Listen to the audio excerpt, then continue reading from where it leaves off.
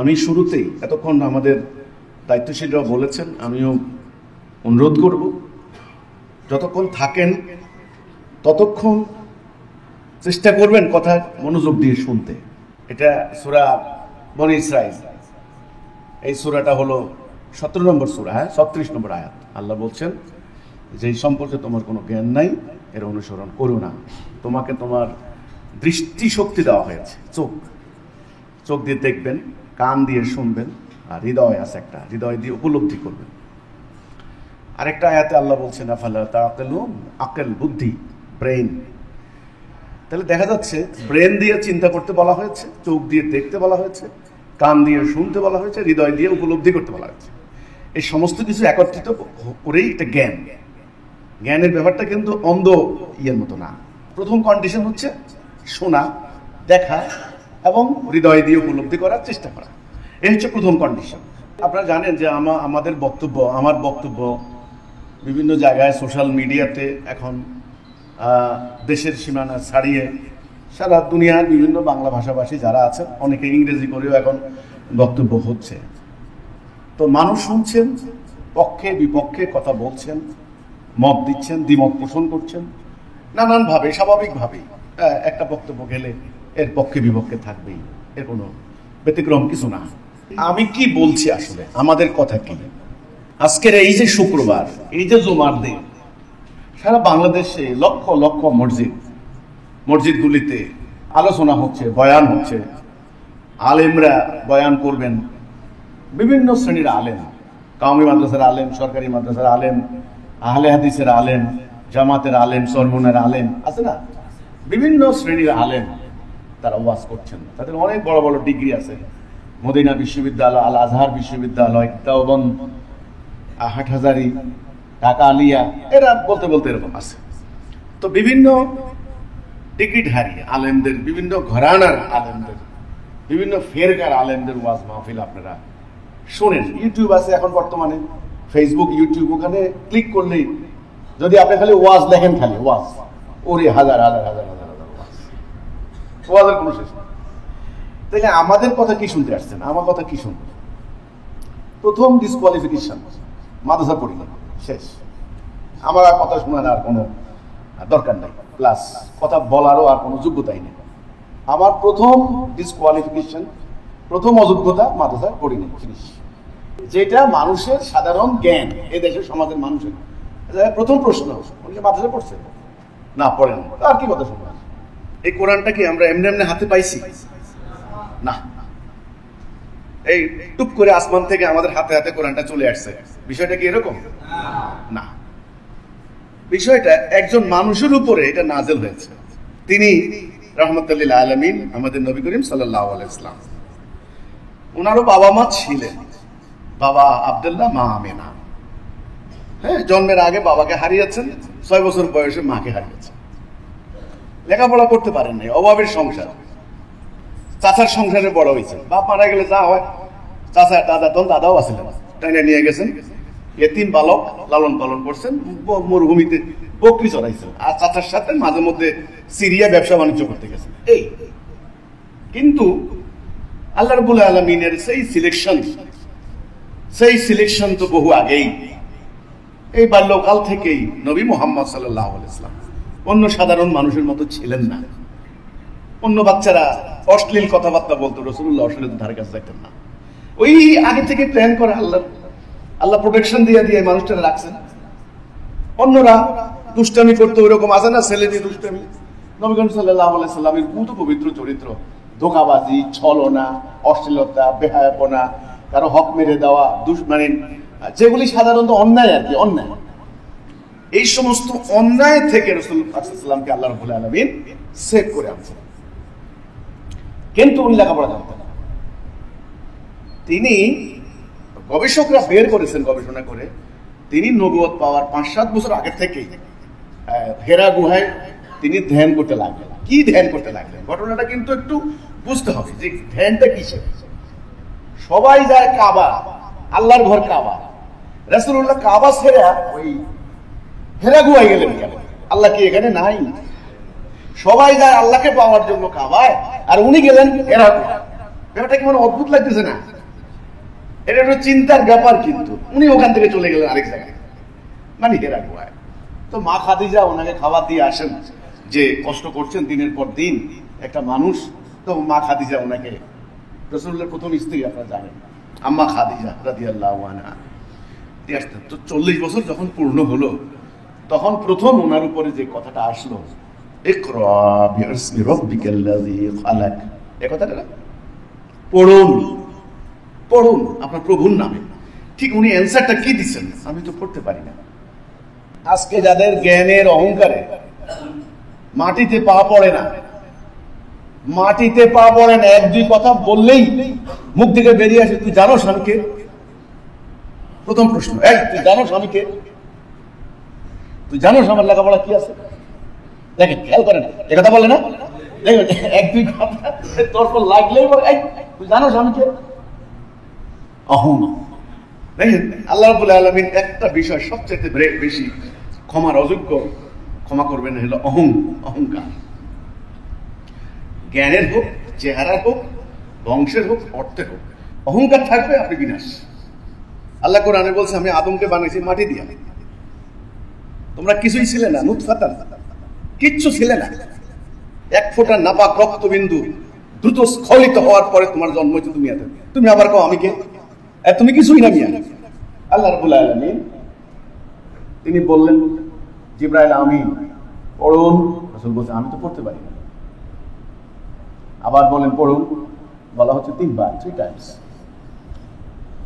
হাদিসে বর্ণনা আছে, একটা পর্যায়ে জিবরাইল আমিন ওনাকে আলিঙ্গন করলেন। এই এক অন্য ধরনের হিসাব কিতাব, ওনার হৃদয় উন্মুক্ত হয়ে গেল।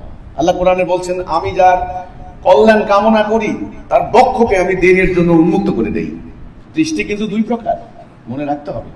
একটা বাহ্যিক দৃষ্টি, একটা আধ্যাত্মিক দৃষ্টি, আত্মার দৃষ্টি, হৃদয়ের দৃষ্টি। যার আধ্যাত্মিক দৃষ্টি ওপেন হয় নাই, সে ন্যায় অন্যায় সত্য মিথ্যা বুঝবে না। এদেরকে আল্লাহ বলছেন আনাম, পশু। গরুরও তো চোখ আছে, আছে না? গরু তো খায় না? গরু তো পেশাব পায়খানা করে। তো তাহলে আমাদেরও তো, আমরা তো গরুর এইসব চিন্তা করতে গেলে গরুর মতোই হয়ে যায়। কিন্তু না, গরু আর আমাদের মধ্যে ডিফারেন্সটা কোন জায়গায়, একটু পরে আমি সেটা আলোচনা করছি। রাসূল পাক সাল্লাল্লাহু আলাইহি সাল্লামের উপরে নাযিল হলো, তিনি এই প্রথম কয়েকটি আয়াত, কি ভার, কি গুরু ভার, কি মহা গুরুত্বপূর্ণ। আপনার প্রভুর নামে পড়ুন, যিনি আপনাকে সৃষ্টি করেছেন। এই প্রথম স্রষ্টা রব্বুল আলামিন, রব্বুল ইজ্জতের পরিচয় দেওয়া হলো। আপনাকে যিনি সৃষ্টি করেছেন তার নামে পড়ুন।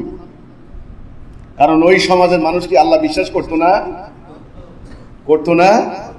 করতো। তাহলে এই কথাটার মানে কি? আসেন, রাসূল বাসায় গেলেন, বাসায় যাওয়ার পরে মা খাদিজাকে বলতেছেন, আমি কি দেখলাম, এটা কি দেখলাম। উনি জ্বর উঠে গেছে, উনি কাঁপতে লাগলেন। মা খাদিজা বলছেন, আপনি ভয় পাইয়েন না, খারাপ কিছু না, আপনি মানুষের ক্ষতি করেন না, আপনি উপকার করেন, আপনার কাছে খারাপ কিছু আসে নাই। আরো নিশ্চিত হওয়ার জন্য তিনি তৎকালীন জ্ঞানী গুণী লোকদের কাছে গেলেন। তারা সমস্ত ঘটনা বলে শোনার পর তারা বললেন, তিনি যিনি পূর্বের নবীদের কাছে আসছেন, ওরাকা বিন নাফেল, জ্ঞানী লোক, আগের কিতাবের জ্ঞানী। এই কথা শোনার পরে রাসূল হতবাক হয়ে গেলেন। বলছে, আমার কাছে কেন? বলছে, তিনি আল্লাহ আপনাকে মনোনীত করেছেন। তখন ওরাকা বিন নাফেল একটা কথা বলছিলেন, সেদিন কেমন হবে যেদিন আপনার বংশ, আপনার সগোত্র আপনাকে বের করে দিবে দেশ থেকে।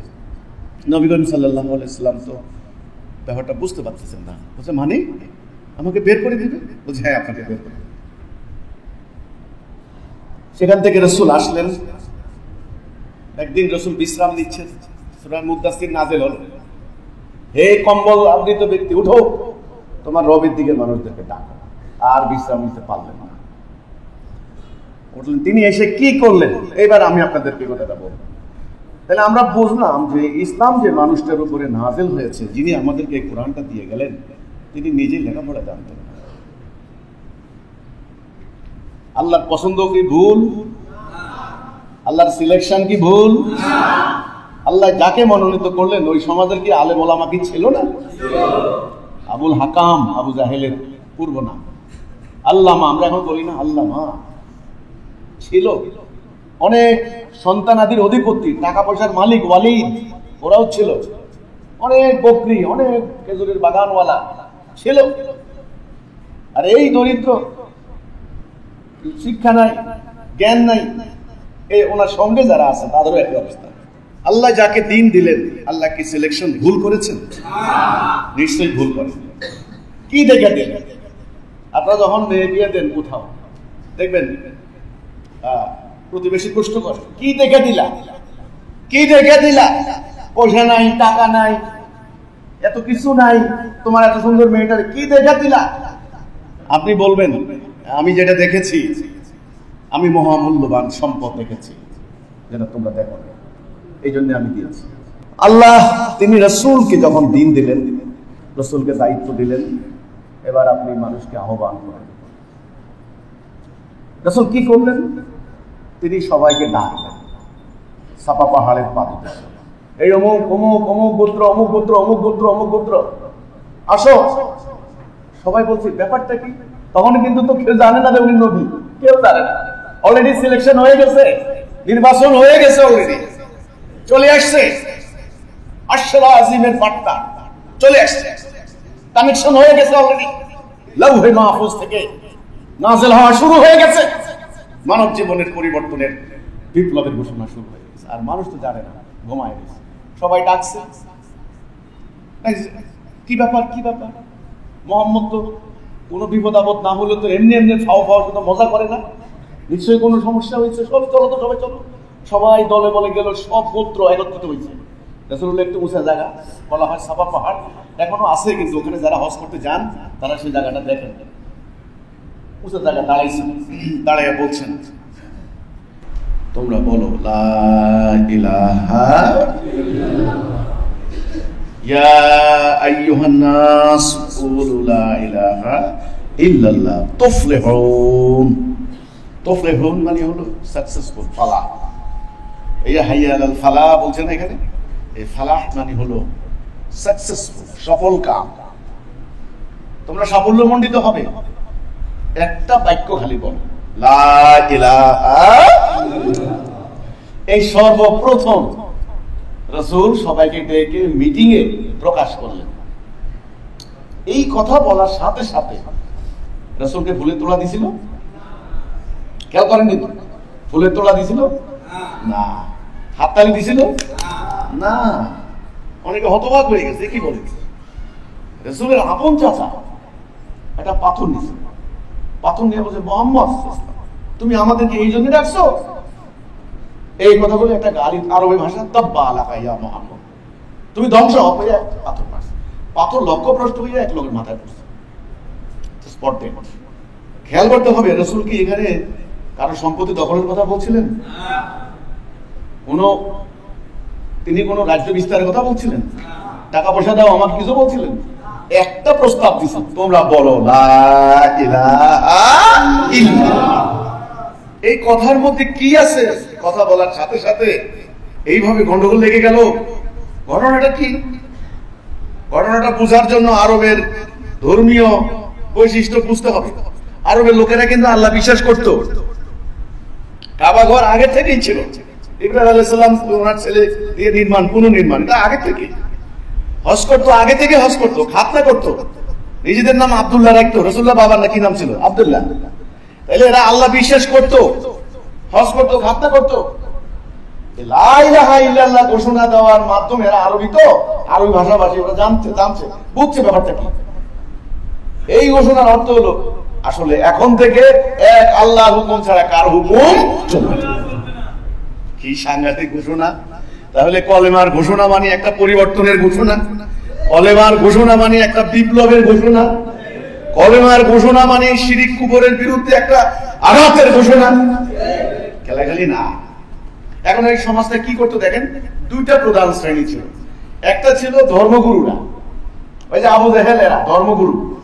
এরা বিভিন্ন ধর্মীয় বিধান, মাসাইল আবিষ্কার করে করে করে করে, যেটা ইব্রাহিম আলাইহিস সালাম শিক্ষা দিয়ে যান নাই, এগুলা বানিয়ে বানিয়ে তারা ধর্ম বাণিজ্য করা শুরু করে দিয়েছে, কাবা কেন্দ্রিক আরো অন্যান্য আনুষ্ঠানিকতা করে। আর আবু সুফিয়ানের নেতৃত্বে রাজনীতি, সমাজের রাজনীতি, সমাজপতি এরা কন্ট্রোল করতো। তো সমাজটা বিভিন্ন ভাগে বিভক্ত ছিল, লাত, মানাত, উজ্জা, হুবল দেবতাকে কেন্দ্র করে। এই মানুষগুলা তখন তারা বুঝতে পেরেছে যে লা ইলাহা ইল্লাল্লাহ ঘোষণা দেওয়া অর্থ হচ্ছে এখন থেকে আল্লাহর আনুগত্য ছাড়া কারো আনুগত্য চলবে না। শুরু হলো কোরআনের আয়াত নাযিল। আমরা বলি না আয়াত নাযিল হইছে, এই যে আয়াত নাযিল হওয়া শুরু হলো। আরে কোরআন শরীফ তো আজকে এইভাবে আমাদের কাছে ছিল, আজকে এটা পরের ঘটনা, কিন্তু শুরুতেই কিন্তু এভাবে নাযিল হওয়া শুরু হয়েছে। রাসূল সাল্লাল্লাহু আলাইহি ওয়াসাল্লাম যেটাই নাযিল হয় সেটাই তিনি রপ্ত করে ধরে রাখার চেষ্টা করেন বারবার। তিনি অনেক কষ্ট হইতো, ওনার নাযিল হওয়ার সময়ও একটা কষ্ট হইতো, ওনার পবিত্র শরীরে ঘাম ঝরে যেত, ওনার অনেক সময় কাঁপুনি উঠতো, অনেক সময় কম্বল দিয়ে যেত। এটা আপনারা জানেন কোরআন নাযিল হওয়ার যে ঘটনাগুলা। ইসলামের কিন্তু পূর্ণাঙ্গ কোরআনটা কিন্তু আগে আসে না, আগে একটা কথাই আসছে লা ইলাহা ইল্লাল্লাহ। আপনারা এই জিনিসটাই বুঝে নেন। ইসলামের বুনিয়াদ পাঁচটা। পঞ্চমেনাল ইসলাম বলে না, হ্যাঁ, পঞ্চমেনাল ইসলাম, বুনিয়াল ইসলামে আলা খামসি। ইসলামের বুনিয়াদ কয়টা? পাঁচটা। এক নম্বরে হচ্ছে লা ইলাহা ইল্লাল্লাহ, দুই নম্বরে সালাত। আমরা নামাজ বলি না, নামাজ শব্দ ফার্সি, আসলে নামাজ না সালাত। এই যে আযানের মধ্যে বলছে না হাইয়া আলাস সালাহ, বলছে না, এটা হলো সালাহ, আকিমুস সালাহ। তো কোরআনের ভাষা হলো সালাহ, নামাজ হলো ফার্সি। আমরা নামাজ বলতে বলতে অভ্যস্ত হয়ে গেছি। এখন থেকে চেষ্টা করবেন সালাহ শব্দটা বলতে, কোরআনের শব্দ এক্সারসাইজ হবে। তো তাহলে দুই নম্বরে সালাহ, তিন নম্বরে যাকাত, চার নম্বরে হজ, পাঁচ নম্বরে সাওম। এই যে আমরা বলি রোজা, রোজা কোনো শব্দ না, সাওম। হ্যাঁ, কুতিবা আলাইকুমুস সিয়াম, আল্লাহ বলেছেন কামা কুতিবা আলাল লাযিনা মিন ক্বাবলিকুম লাআল্লাকুম তাত্তাকুন। এই সিয়াম, সাওম। তাহলে কি এক নম্বর ঈমান, দুই নম্বরে সালাত। নবী করিম সাল্লাল্লাহু আলাইহি ওয়াসাল্লাম উনি মক্কায় ছিলেন 13 বছর, মদিনায় 10 বছর। কয় বছর হলো? 23 বছর। 23 বছরের প্রথম 13 বছরটাই হচ্ছে কলেমা, তাওহীদের দিকে ডাক দিয়েছেন, শুধু ঈমানের দিকে ডাক দিয়েছেন। ঈমান তোমাকে জান্নাত দিবে, ফাদাখালাল জান্নাহ। মান ক্বালা লা ইলাহা ইল্লাল্লাহ ফাদাখালাল জান্নাহ, দাখিল হওয়া মানে যে বলল লা ইলাহা ইল্লাল্লাহ সে জান্নাতে দাখিল। মিফতাহুল জান্নাহ, জান্নাতের চাবি লা ইলাহা ইল্লাল্লাহ। আমি একটা উদাহরণ দিলে বুঝবেন আপনি। আপনার শরীরের মধ্যে ধরেন হাত আছে, পা আছে, চোখ আছে, কান আছে, কিন্তু প্রাণ নাই। আপনি কি বলবেন? মরা মানুষ বলবেন না? তাহলে ইসলামের প্রাণটা কি? ঈমান। আপনি এই ফ্যানের এই ডানা আছে, রং আছে, কয়েল আছে, কারেন্ট নাই, তোর কোনো কাজ আছে? কোনো কাজ নাই। যেমন ধরেন এর সব আছে কিন্তু ইয়ে নেই, বিদ্যুৎ নেই। তাহলে একটা প্রাণ শক্তি, শব্দ আছে ইংরেজি বাংলায়, যেটা vital point, vital force, centre force, যেই শক্তিটা দিয়ে পুরো কাঠামো পরিচালিত হয়, এটার নাম ভাইটাল ফোর্স বলে, মানে মেইন শক্তি। যেমন আমি আবার বলছি, এই ঘড়িটা টিক করে ততক্ষণ চলবে যতক্ষণ এর ব্যাটারিটা ঠিক থাকে। ওকে, আপনার শরীর চলছে, কথা বলছেন, আপনার যতক্ষণ প্রাণ আছে। প্রাণ নাই, আপনার সুস্থ দেহ সব জিরো, ভ্যালুলেস, উদ্দেশ্যহীন। ঠিক তেমনি ইসলামের প্রাণ শক্তিটা কি? ঈমান, লা ইলাহা ইল্লাল্লাহ। এটা হলো ইসলামের শুরু, ইসলামের ফাউন্ডেশন, ভিত্তি। এটা ঠিক হবে, সব ঠিক হবে। এটা হলো ভিত্তি, এটা ঠিক, সব ঠিক। আচ্ছা, বিশ্বে আমরা মুসলমানদের সংখ্যা কত এটা জানেন তো নাকি? 200 কোটি। খেলা গেলি না, বাংলাদেশে আছে 16 কোটি, পাকিস্তানে আছে 25 কোটি, ইন্ডিয়াতে আছে 25 কোটি। এইভাবে 200 কোটি মুসলমানদের রাষ্ট্রের সংখ্যা কত জানেন? 57টা। সেই আফ্রিকা থেকে শুরু করে সেই কাজাকিস্তান পর্যন্ত, ওখানে ইন্দোনেশিয়া পর্যন্ত, ছোট্ট একটা মালদ্বীপ, ওই যে দ্বীপ রাষ্ট্র, আমাদের রাষ্ট্র ব্রুনাই, মুসলমান রাষ্ট্র। এইভাবে 57টা রাষ্ট্র মুসলমানদের। দুনিয়াটার মাইটটা কে খাচ্ছে? উদ্বাস্তুকে। আর এই যে হানাহানি, মারামারি, খুনাখুনি, এই যে অরাজকতা, মুসলমান রাষ্ট্র। নামাজের কি অভাব আছে? রোজার কোনো ঘাটতি আছে? হজের, কোরআন তেলাওয়াতের সমস্যাটা কোন জায়গায়? প্রবলেমটা কোন জায়গায়? এই জায়গাটা। ঠিক মক্কার কাফেরদের যে অবস্থা ছিল, আজকে আমাদের সমাজের কি অবস্থা? মক্কার কাফেরদের সমাজে কি ছিল দেখেন? গোত্রে গোত্রে মারামারি। এখন কি দলে দলে মারামারি? এখন তো আর রাষ্ট্রের সীমানা দিয়ে আবদ্ধ গোত্রের মতো না, এখন দলে দলে। এক দল 16 বছর দেশের শাসক ছিল, 5 তারিখে এই দলের এমন ভাবে তাড়াইছে, তাদের নাম এখন যেখানে শুনছে সেখানে তাকে জুতা পেটা বেজ্জতি মাইর, মানে আর কোনো অপমান শেষ নেই। নাম বন্ধ নিশানা পর্যন্ত আউট করে দিচ্ছে। ওরা আবার কি করছে, আগের যে দল আছে ওদেরকে 16 বছর নাম নিশানা আউট করে দিচ্ছে। ঠিক মক্কা এটা হইতো, এই গোত্র ওই গোত্র। তারা মনে করতো চুরি করা একটা বড় বিদ্যা, এই যে বাংলা বলে না চুরি বিদ্যা মহাবিদ্যা। হ্যাঁ, এই ওরা আরবের লোকেরা মনে করতো চুরি ডাকাতি একটা সম্মানজনক পেশা, অন্য সম্পদ ডাকাতি করে নিয়ে বাজার থেকে আপনার হলো মানুষের আপনার কিনে নিয়ে আসতো, হাতের মানে ইয়ে দিয়া কোমরে রশি দিয়া পায়ে শিকল দিয়া বাজার থেকে মানুষ কিনে আসতো। এটা কেমন লাগে আপনার? আপনারা বাজার থেকে হলো গরু কিনে আনি, ছাগল কিনে আনি, আর আরবের সমাজে বাজার থেকে মানুষ কিনে আনতো দাস। ওর সম্মান শিক্ষা ইজ্জত কিছুই ছিল না। তাহলে এই সমাজ নিয়ে তো আপনারা ইসলামটাকে বুঝতে হলে, ইসলামকে বুঝতে হলে আরবের সমাজের অবস্থা কিছুটা জানতে হবে। এই জানা, এটার নাম জ্ঞান। এটা আগে খালি আমলের দৌড়াদৌড়ি, আমল তো হইতে আসছে, খালি আমল করো আমল করো, আমল যায় কোথায়? এত আমল আমল করেন, আমার আপত্তি নাই, আবার বলবেন এগুলো খালি আমল বিরোধিতা করে না। এই মক্কার সমাজে গোত্রে গোত্রে হানাহানি, সুদ, ঘুষ, রাহাজানি চলত, নারীদের ধর্ষণ করা হইতো, কোনো বিচার নাই। মানে পুরো আরব সমাজের জাহিলিয়া অশান্তি। এই অশান্তি নির্মূল কেমনে হবে, কিভাবে হবে, কোন রাস্তা দিয়ে হবে?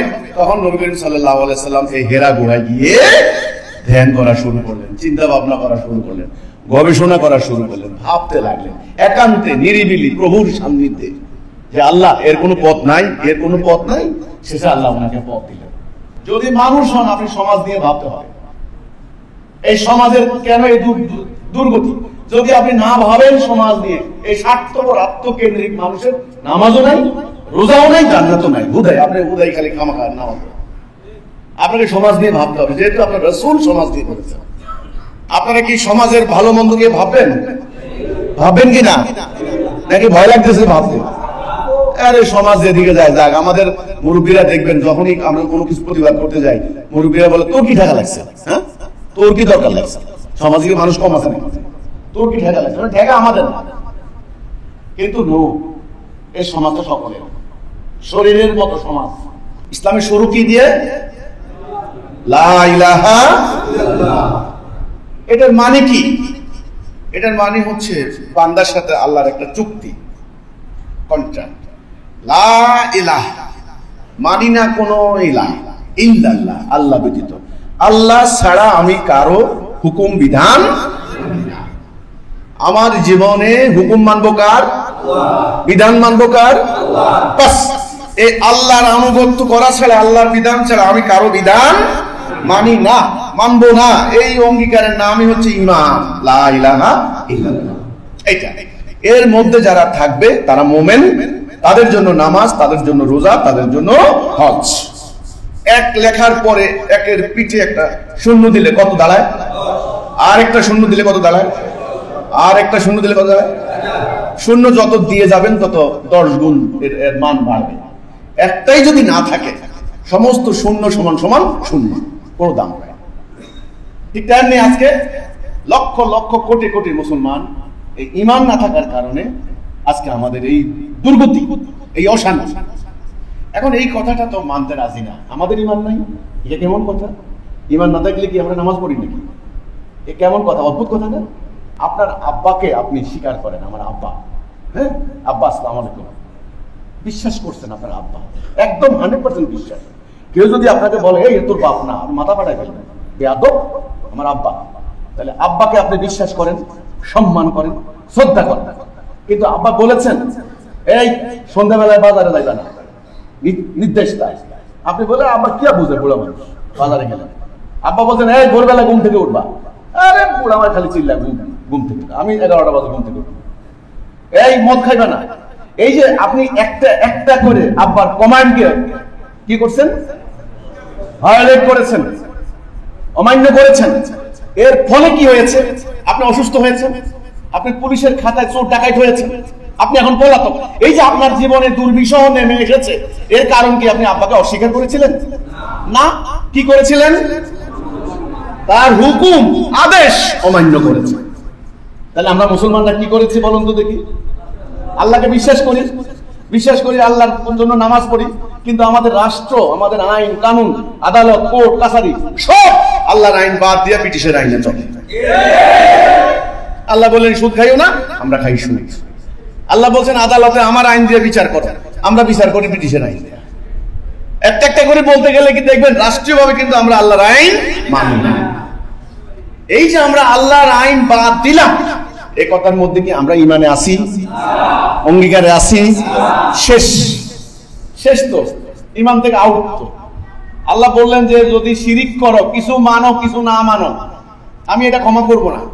আমাদের দশা সেটা হয়েছে। আমরা নামাজ পড়ি, আল্লাহ বলছেন ভালো কথা, কিন্তু রাষ্ট্র কোর্ট কাছারি আদালত চলবে, আল্লাহ কি বলেন নাই? তাহলে আমরা কি করলাম? কিছু মানলাম কিছু মানলাম না। এটা হলো সবচেয়ে বড় শিরিক। এই শিরিক যারা করে তারা হলো মুশরিক। আমার কথা হচ্ছে এখানে ভাই ঈমান আনতে হবে। এখন এই তসবিহ দানাটা এখানে 100টা দানা আছে। 100টা দানা, কয়টা দানা? 100টা দানাকে একত্রিত করে রাখছে কি দিয়া? এই সুতা। আচ্ছা, এখন যদি আমি সুতাটা কেটে দিই, দানাগুলো ছড়াই যাবে না? সব বিচ্ছিন্ন হয়ে যাবে না? কোনটা ময়লা পড়বে, কোনটা পায়ের নিচে পড়বে, কোনটা আগুনে পড়বে, শেষ হয়ে যাবে। আপনি একত্রিত ভাবে সরি বলতে পারবেন এটাকে? আর পকেটে রাখতে পারবেন? না, পারবেন না। ঠিক তেমনি আমি উদাহরণটা এই জন্যই দিলাম, আজকে আমরা 200 কোটি মুসলমান হাজারো হাজারো তরিকায়, ফেরকায়, মাযহাবে টুকরা টুকরা হয়ে গেছি। এর কারণ আমাদের ভেতরে যে ঈমানের রশি, এটা কেটে দেওয়া হয়েছে। ঈমানের রশি আর নাই। আপনি আর আমি আর ঈমানদার ভাই না। আমাদের দুইজনের যে একটা ভ্রাতৃত্বের সম্পর্ক ছিল, এটা এখন আর আউট। আপনি আওয়ামী লীগ করেন, ওরে বিএনপি করে, উনি জামাত করে, উনি সর্বনাই করে, উনি খেলাফত করে, উনি রাজারবাগের মুরিদ, উনি আটরশির মুরিদ, উনি মানিকগঞ্জের মুরিদ, উনি মাইজভান্ডারের মুরিদ, বাহ, উনি তবলিগ করে, ওনার একজন আমির, ওনার আরেকজন আমির, আরেকজন ওনার আমির, উনি হলেন বাঙালি, উনি হলেন পাকিস্তানি, উনি হলেন ইন্দোনেশীয়, উনি হলেন মিশরীয়।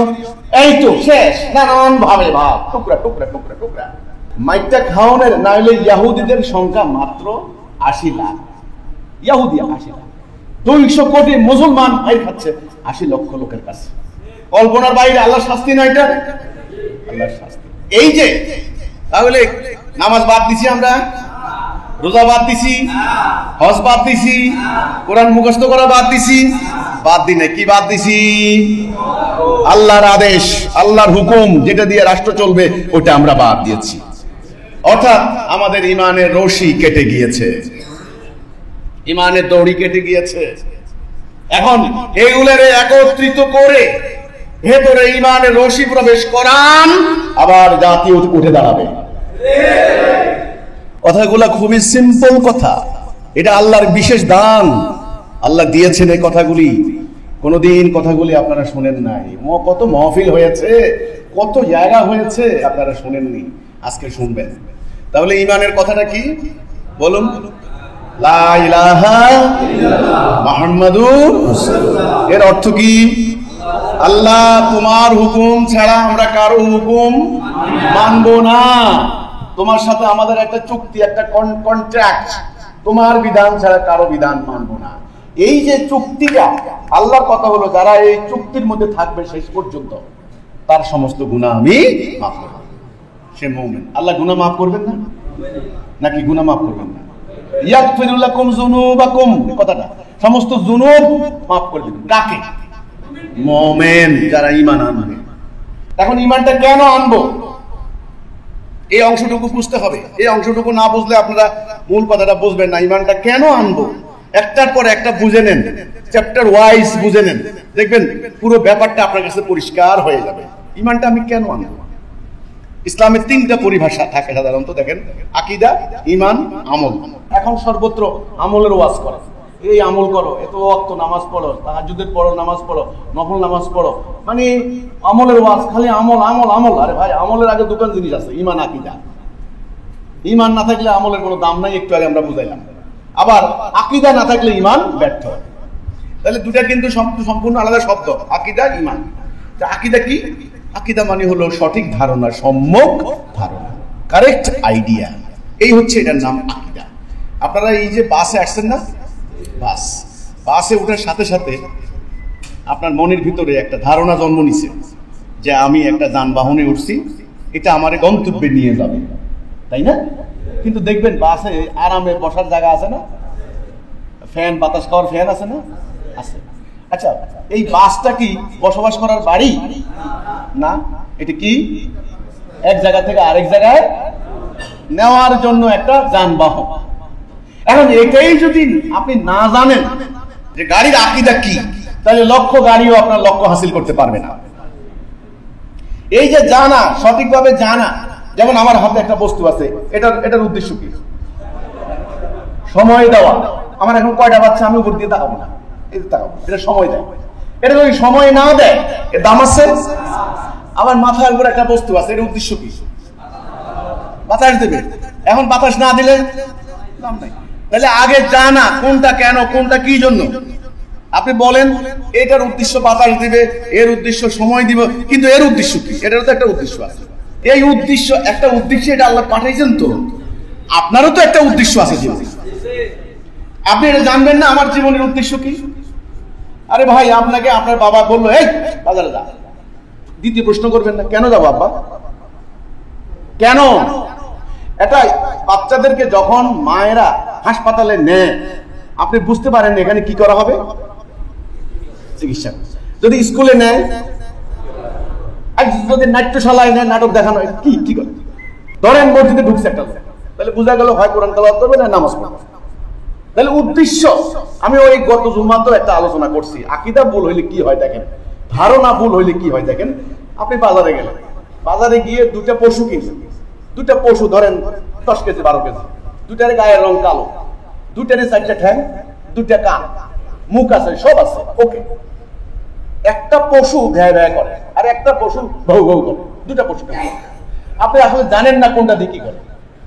আপনি আয়নায় কি করলেন, একটা পশু যেটা রাতে ডাকাত পাহারা দেওয়ার কথা, ওরে জবাই করে খাইলেন, আর যেটা আরে জবাই করে খাওয়ার কথা, ওটারে বললেন তুই ডাকাত পাহারা দিবি। তাহলে উল্টাপাল্টা হয়ে গেল না? এই উল্টাপাল্টা হওয়ার কারণটা কি বলেন তো দেখি? ধারণা ভুল হওয়া। তাহলে ধারণা ভুল হলে আমল কি হয়ে যাবে? ভুল হয়ে যাবে। পশু দুটার আশা করি বুঝে ফেলছেন, একটা ছাগল একটা কুত্তা করেন। এখন ডাকাত পাহারা দেওয়া তা একটু কুকুরের, আর আপনি খাবেন ছাগল, কুকুরকে আপনি খাবেন না। তাহলে কাকে কি কাজে লাগাবেন, কোনটা দিয়ে কি করবেন, এটার আগে হলো সঠিকভাবে জানা। সঠিকভাবে জানা, এই সঠিকভাবে জানার নাম আকীদা। সঠিক জানার নাম আকীদা। আপনারা মনে থাকবে কিনা? আমার জীবনের উদ্দেশ্য কি, তাহলে এটা আমি এখন জানবো আমার উদ্দেশ্য কি। আমরা বুঝলাম যে আল্লাহ রাব্বুল আলামিন এই সমস্ত সৃষ্টি করেছেন, প্রত্যেকটার কোনো না কোনো উদ্দেশ্য আছে, আছে না? পাহাড়ের একটা উদ্দেশ্য কোরআন আল্লাহ বলে দিয়েছেন কি লক্ষ্য হিসাবে সৃষ্টি করেছে। আসমানের একটা উদ্দেশ্য, চন্দ্রের একটা উদ্দেশ্য, সূর্যের একটা উদ্দেশ্য, ওই গাছপালার একটা উদ্দেশ্য, মাছের একটা উদ্দেশ্য, পশু পাখির একটা উদ্দেশ্য, প্রত্যেকটা একটা উদ্দেশ্য আছে না? এই যে বিদ্যুতের একটা উদ্দেশ্য। উদ্দেশ্য ছাড়া আল্লাহ রাব্বুল আলামিন কোনো কিছু সৃষ্টি করেন। আপনার কি উদ্দেশ্য? কোনোদিন কি এ প্রশ্ন করছেন? হ্যাঁ, কেউ কি আপনাদেরকে বলছে কোনোদিন, কোনো মক্তবে, কোনো মাদ্রাসা, কোনো মাহফিলে? হ্যাঁ হ্যাঁ, খালি আমলের ওয়াজ করে 1 বান্ডিল টাকা নিয়ে গেছে খালি। আপনাকে তো জীবনের উদ্দেশ্য বুঝাইতে হবে, তাই না? উদ্দেশ্য খুব গুরুত্বপূর্ণ। আব্বা 10 লাখ টাকা আপনার জমি বিক্রি করে আপনাকে বললো যে এই সিঙ্গাপুর যা। আপনি জিজ্ঞাসা করবেন আব্বা কেন যাবো?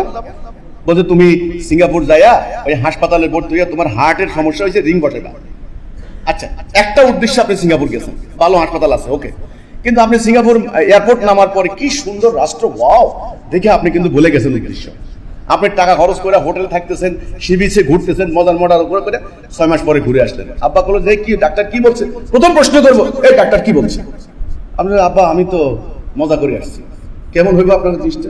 এই জন্য ভাই, আপনার এই দুনিয়াতে আগমনের উদ্দেশ্য কি আগে এটা বুঝে নেন। নামাজ রোজা নিয়ে দৌড়াদৌড়ি পরে করেন ভাই। আগে কোনটা করতে বলছে, কোনটা করবেন, কোনটার জন্য কেন করবেন, আগে বুঝে নেন ভালো করে উদ্দেশ্য। গাড়িতে উঠছেন, উদ্দেশ্য গন্তব্যে নিবে। গাড়ি কিন্তু আরামে ঘুমানোর জায়গা না। এবার ঘুমানোর জন্য শহরে হোটেল আছে, আপনি হোটেলে উঠবেন, ওখানে ঘুমানোর জায়গা।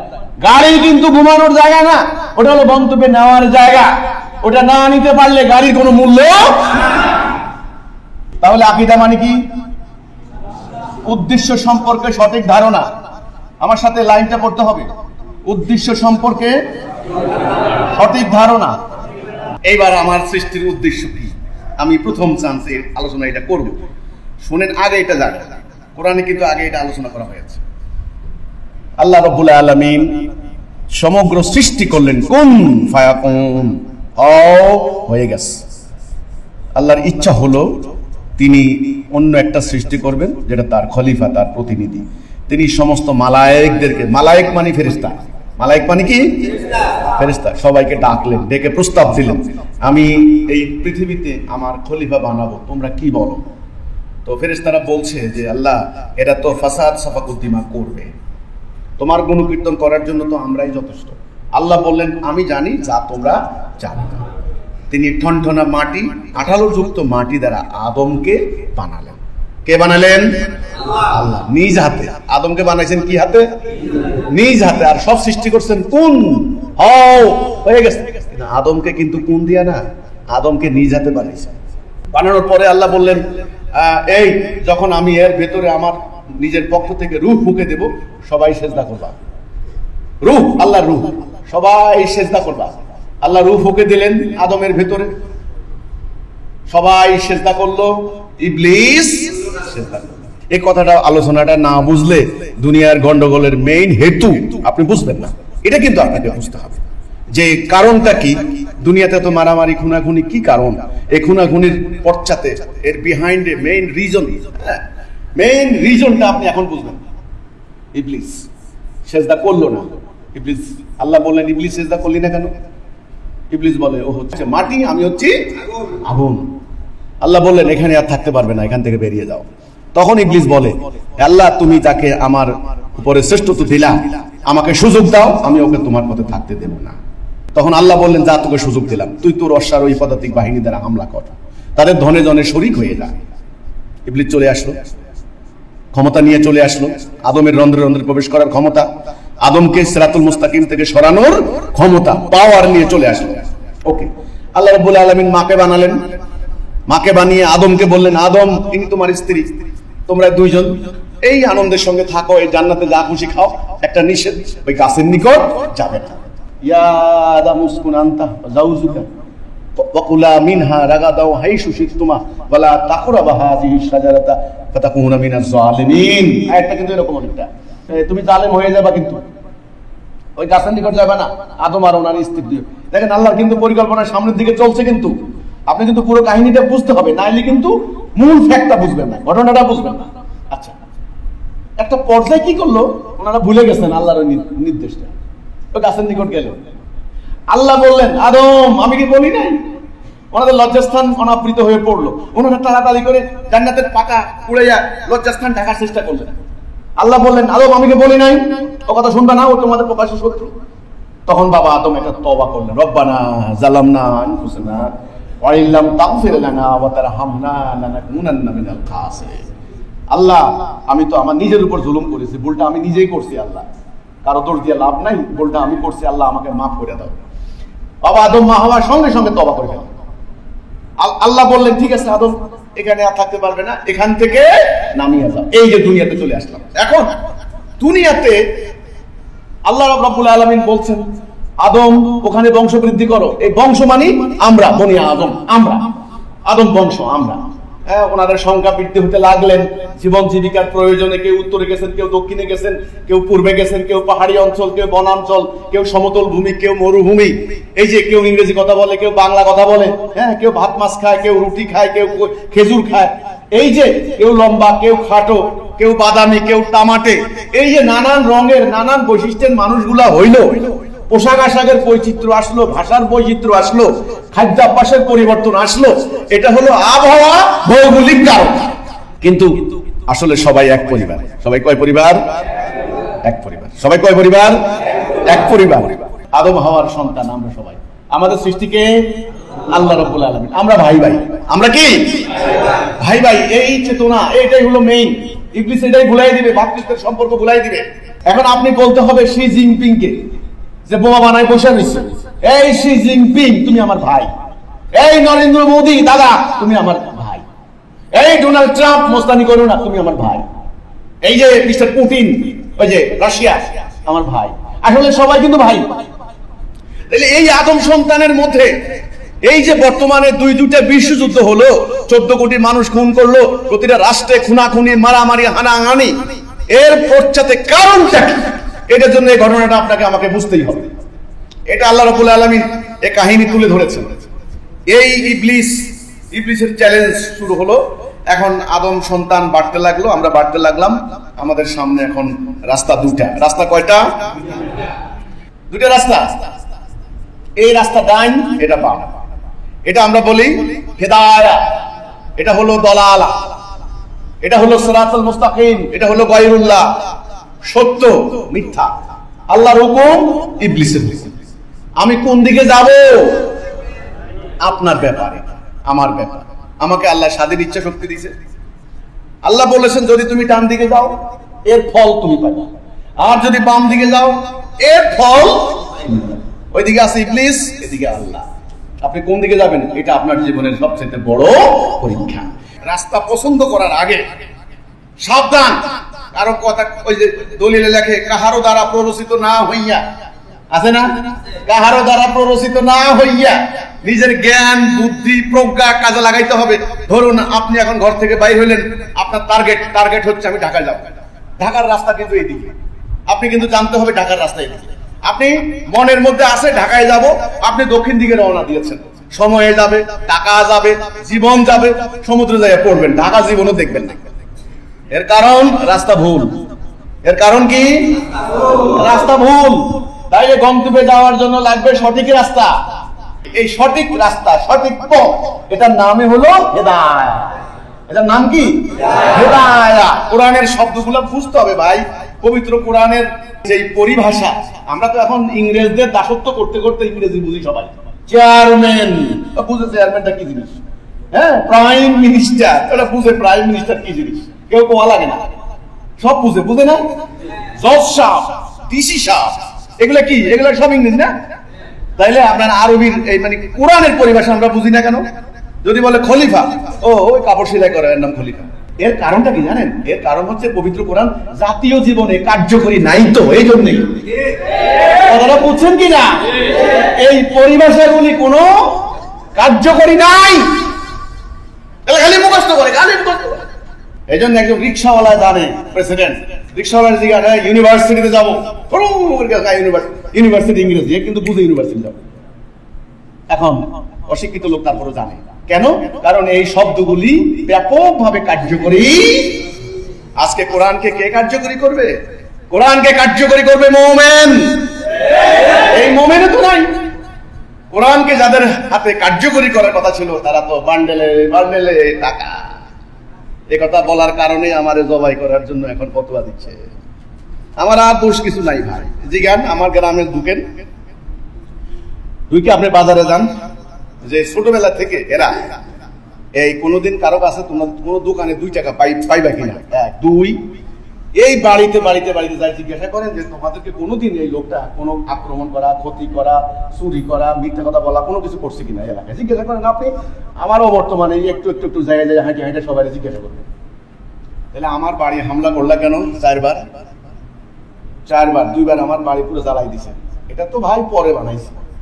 16 সালে মসজিদ বানাইতে আসছে আমার ভাইয়েরা, ডাইরেক্ট জবাই করে দিছে এখানে 2 জনকে। সবাইকে ফতোয়া দিয়ে আনছে, এরা খ্রিস্টান হয়ে গেছে, মানুষের ঈমান নষ্ট করতে দাঁড়াইছে, তাড়াতাড়ি এদেরকে হত্যা করো। আসলে কিচ্ছু না। ওই মুহাম্মদ রাসূলুল্লাহ যখন লা ইলাহা ইল্লাল্লাহ ঘোষণা দিয়েছেন, ওনার কপালে, ওনার ভাগ্যে, ওনার কিসমতে যা হয়েছিল, আমি আদনা উম্মত হিসাবে ওনার ওই কথাটাই বলতে গিয়েছিলাম, আমার ভাগ্যেও তাই হয়েছে। আমার ভাগ্যেও তাই হয়েছে। এখন আপনি যদি সার্টিফিকেট দিয়ে রাখেন, এই তোমরা যারা রাজনীতি করো ঠিকই আছে, ওহ কি সুন্দর রাজনীতি, দেখবেন আপনাকে বাহাবা দিবে। তোমরা যারা ধর্ম নিয়ে আসো, কি সুন্দর ধর্ম চর্চা, ঠিকই আছে, এটাই আসল ধর্ম, দেখবেন আপনারা জান্নাতে টিকিট দিয়ে দিচ্ছে।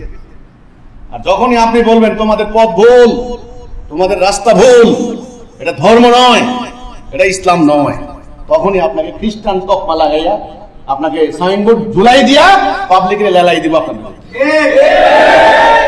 আল্লাহ রাব্বুল আলামিন আমাদেরকে কি হিসেবে সৃষ্টি করেছেন? খলিফা। আমি কিন্তু বলেছিলাম আমাদের সৃষ্টির উদ্দেশ্য কি, এই প্রশ্ন কিন্তু করেছিলাম, ঠিক আছে? একজন ডাক্তার উদ্দেশ্য কি তার? একজন শিক্ষক তার কি উদ্দেশ্য? শিক্ষা দেওয়া। তাহলে এটা বুঝবেন না আপনি? আপনি ধরেন মেডিকেল কলেজে আপনাকে পড়াইলো, সব জানালো, মানে সার্টিফিকেট দিল, আপনি চিকিৎসা করবেন, আপনি কি করেন? লাঙ্গল দিয়ে হাল চাষ করেন। হইলো জিনিসটা? হলো না। তাহলে আগে নিজের দায়িত্ব বুঝে নিবেন। এখন তাহলে প্রশ্ন উত্তর দিচ্ছি, আমাদের সৃষ্টির উদ্দেশ্য কি? আল্লাহর খেলাফত করব। আমরা কার খলিফা? এই কথাটা মনে রাখবে, আমরা কার খলিফা? আল্লাহর খলিফা। খলিফা মানে প্রতিনিধি, খলিফা মানে প্রতিনিধি, খলিফা মানে প্রতিনিধি। আমরা কোথায় খেলাফত করব? এই দুনিয়াতে, এই দুনিয়াতে, এই দুনিয়াতে। তাহলে আমাদের মূল কাজ কি? আল্লাহর খেলাফত। আমাদের মূল কাজ কি? আল্লাহর খেলাফত। এই ফ্যানের মূল কাজ কি? এই ঘরের মূল কাজ কি? আর আমার মূল কাজ কি? আল্লাহর খেলাফত। কথাটা মনে থাকবে। আল্লাহর খেলাফত করাই হলো আমাদের মূল ইবাদত, প্রধান ইবাদত। যদি আমরা আল্লাহর খেলাফত না করি তাহলে আমরা আমাদের মূল ইবাদত করলাম না।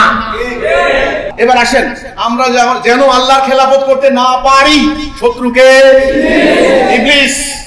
তাহলে আল্লাহ, আদম, ইবলিস। আদম থাকবে ইবলিসের পক্ষে না আল্লাহর পক্ষে? বাস, মানে ডান দিকে। আমরা ডান দিকে যাব না বাম দিকে যাব? সিরাতুল মুস্তাকিম না দলালা? মুমিন না কাফের? মানুষও দুই প্রকার, মুমিন, কাফের। পরিণতিও দুইটা, জান্নাত, জাহান্নাম। কোথায় যাব? জান্নাতে না জাহান্নামে? আমাদের গন্তব্য কোথায়? টার্গেট কোথায়? জান্নাত। জান্নাতে যাইতে হলে সঠিক পথ লাগবে। ইংরেজিতে বলে রাইট ডাইরেকশন। গন্তব্যে যেতে লাগবে সঠিক পথ। ডাইরেকশন দুই প্রকার। ডাইরেকশন কয় প্রকার? সঠিক ডাইরেকশন, রং ডাইরেকশন। ক্লিয়ার হয়েছে কিনা? ভাই বুঝেন নাই নাকি? এই যে আগে পোলা পাইলে এগুলা মজার কথা গল্প বলতো আর কি, দুষ্টামি করতো আর কি। হ্যাঁ, ধরেন ওই মেয়ে বিয়ে করে আর কি, তো ছেলের চাচা টাচা মামা টামা ওরা আইছে, তো বাজারে জিগাইছে যে এই ভাই আমরা অমুক গ্রাম থেকে আইছি, এই এই বাড়িটা কোন জায়গায়? তো দুষ্ট পোলা বাহিনীর ব্যাপারটা বুঝছে, মেয়ের বিয়ের প্রসঙ্গে আইছে, বাড়ির রাস্তা দেখাই না দিয়ে দেখাইছে ওইদিকে যাবে। তাহলে ডাইরেকশনটা কি দিল? ভুল। আচ্ছা, আপনি ঢাকা থেকে রওনা দিলেন, আচ্ছা ধরেন নোয়াখালী থেকে রওনা দিলেন, ঢাকা বলে ঢাকা মিটিং এ আমি এটা বলি, এখন নোয়াখালী থেকে আপনি রওনা দিলেন, গাড়িটা চললো পদুয়ার বাজার, কুমিল্লা বিশ্ব রোড পদুয়ার বাজার, আপনি যাবেন ঢাকা। আপনি যাবেন কোথায়? ঢাকা। এখন আপনি দেখলেন একটা রোড এদিকে গেছে, একটা রোড এদিকে গেছে, গাড়ি থামলেন, গ্লাস নামাইলো ড্রাইভার, ভাই ঢাকায় যাবে, রাস্তা কোন দিকে? যদি দুষ্ট লোকের খপ্পরে পড়েন, একটু ভাই এদিকে যান, তাহলে ডাইরেকশনটা কি হলো? ভুল ডাইরেকশনে আপনি কোনোদিন গন্তব্যে যেতে পারবেন না। আর যদি ভালো লোকের পাল্লায় পড়েন, তাহলে ভাই এদিকে সোজা যান, নাক বরাবর যান। তাহলে ডাইরেকশন কয় প্রকার? রাইট ডাইরেকশন, রং ডাইরেকশন। আজকে এই যে দুনিয়ার মানুষগুলি বিভিন্ন পীরের মাজারে যাচ্ছে, আল্লাহর জন্য যায় না? বিভিন্ন ধর্মীয় দলে যাচ্ছে, আল্লাহর জন্য যায় না? এই যে যারা হিন্দুরা, হিন্দুদের কথা বলে, এই যে মন্দিরে যাচ্ছে, কি স্বর্গে যাওয়ার আশায় না? এই যে তাদের পুরোহিতদেরকে দুধ কলা খাওয়ায়, স্বর্গে যাইব। খ্রিস্টানরা যে গির্জা যায়, কিসে যাইব? বেহেশতে যাইব। সবাই কিন্তু আচ্ছা চাইলে কি হবে যদি রাস্তা ভুল হয়? এই আল্লাহ রাব্বুল আলামিন এই জন্যই পবিত্র কোরআনে বাবা আদমকে যখন দুনিয়াতে পাঠাইলেন, তখন এই অ্যাসুরেন্স দিয়েছেন, ফাইম্মা ইয়াতিয়ান্নাকুম মিন্নি হুদা ফামান তাবিয়া হুদায়া ফালা খাউফুন আলাইহিম ওয়ালা হুম ইয়াহজানুন। আদম, যখন বাবা আদম আর মা হাওয়া যখন দুনিয়াতে চলে আসলেন ওই শয়তানের ষড়যন্ত্রে, তখন তো ওনারা টেনশনে পড়ে গেলেন, পেরেশানিতে পড়ে গেলেন, আহা আমাদের এখন কি অবস্থা হবে, ইবলিস তো আমাদেরকে লাগা। তখন তিনি বলছেন, আদম চিন্তা করো না, আমি সঠিক পথ দেখাবো। ফাইম্মা ইয়াতিয়ান্নাকুম মিন্নি হুদা, এই হুদা, আপনারা হুদা নাম রাখেন না? শামসুল হুদা, আনোয়ারুল হুদা, হুদা নাম রাখেন না? এই হুদা মানে সঠিক পথ, হিদায়াহ। ফাইম্মা ইয়াতিয়ান্নাকুম মিন্নি ফামান তাবিয়া হুদায়া ফালা খাউফুন আলাইহিম ওয়ালা হুম ইয়াহজানুন। যারা আমার এই পথে থাকবে তাদের কোনো ভয় নাই, তাদের কোনো চিন্তা নাই। তাহলে পথ কয়টা? সঠিক পথ, ভুল পথ। আল্লাহ দেখানো পথ, ইবলিসের দেখানো পথ। এটা হলো সরল, সহজ, স্ট্রেইট, আর এটা হলো বাঁকা বাঁকা, শয়তানের তৈরি করা পথ। এই হিদায়াহ, সঠিক পথ, এটা নামই হচ্ছে লা ইলাহা ইল্লাল্লাহ। এই সকল নবী রাসূলরা এই কথাটা নিয়ে আসেন। লা আগে কিন্তু লা, আগে কিন্তু কি লা, লা মানি মানি না। কাকে মানি না? ওই যে আল্লাহর বিপরীত কোন হুকুম বিধান এটা ইবলিস তৈরি করবে, ওটা মানি না। কলেমার মধ্যে কি আগে আল্লাহটা বলা হচ্ছে না আগে লা বলতে বলা হচ্ছে? আগে অস্বীকার, আগে কি অস্বীকার। খুব মারাত্মক কথা কিন্তু। আগে হৃদয় পরিষ্কার করো, এর আল্লাহর ব্যতীত অন্য কারো আনুগত্য, অন্য কারো প্রতি শ্রেষ্ঠতা এখন এই সমাজ মানুষ বলে না, যারা রাজনীতি করে। এই আপনারা কি চান? গণতন্ত্র চাই। গণতন্ত্র হচ্ছে উত্তম জীবন ব্যবস্থা। এই যে ভুল তার হৃদয়ের ভিতরে গণতন্ত্রের প্রতি ঈমান নো, তার নামাজ পড়া হবে ফাওয়াইলুল লিল মুসাল্লিন, ফাওয়াইলুল লিল আল্লাযীনা হুম আন সালাতিহিম সাহুন।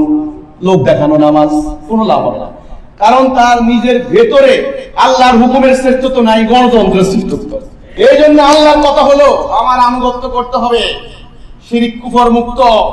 আমার কিছু মানবা আরেকজনের কিছু মানবা হবে না।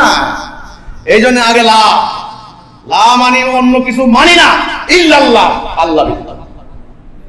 তো যখন লা ইলাহা ইল্লাল্লাহ বলবেন, সঙ্গে সঙ্গে অন্য সমস্ত বিধান, হুকুম, আইন, কানুনকে অস্বীকার করার ঘোষণা করা হচ্ছে। তাহলে এখন আপনারা রায় দেন, রায় আপনারা দিবেন শুনানির পর। রায় দিতে না পারলে বুঝবো, মনোযোগ দেন নাই। পুরো মানব জাতি এই সিরাতুল মুস্তাকিমে আছে না দলালাতে আছে? পুরো মানব জাতি কি আল্লাহর খেলাফত করে না ইবলিসের খেলাফত করে? আল্লাহর আনুগত্য করে না ইবলিসের আনুগত্য করে? আশা করি বুঝছেন অশান্তির কারণটা কি। মানুষ মানুষকে বোমা মেরে হত্যা করে দিচ্ছে, মানুষ মানুষকে লুট করছে, ধর্ষণ করছে, হত্যা করছে। কারণটা কি? এই কারণ মানুষের ভুল পথে চলছে। এখন এই ভুল পথে চলা, দলালাতে চলে যাওয়া, শিরক কুফরে নিমজ্জিত হওয়া, ঈমান হারা, আকীদা হারা এই মানুষগুলাকে আবার সিরাতুল মুস্তাকিমে আনার জন্য হিজবুত তাওহীদ আন্দোলনের আবির্ভাব হয়েছে। আমি আপনার কাছে কোনো টাকা চাই না, কোনো ভোট চাই না। আগামীতে নির্বাচন করতে হবে, আমার বাক্সায় ভোট দেন, নো। আমাকে কতগুলি গরু বকরি দিয়ে যান, আমি পিছপা হয়েছি, নো। এই পথ আমাদের মাঝে ছিল না। আল্লাহর এক প্রিয় বান্দা ইমামুজ্জামান, ওনার মাধ্যমে এই পথটা আমরা পেয়েছি। তিনি আজকে দুনিয়াতে নাই, তিনি ইন্তেকাল করেছেন 2012 সালে। ওনার অন্তর্ধানের পর তিনি আমার উপরে দায়িত্ব দিয়ে গেছেন। তিনি বলেছেন সংগ্রাম চালাও, এই কথা বলে যাও মানব জাতির কাছে, হে মানুষ, তোমরা আল্লাহ দাসত্ব করছো না, তোমরা ইবলিসের দাসত্ব করছো। তোমরা আল্লাহর হুকুম মানছো না, তোমরা ইবলিসের হুকুম মানছো। তোমরা আল্লাহর খেলাফত করছো না, অথচ তোমাদেরকে সৃষ্টি করা হয়েছে আল্লাহর খেলাফত করার জন্য, তোমরা ইবলিসের খেলাফত করছো।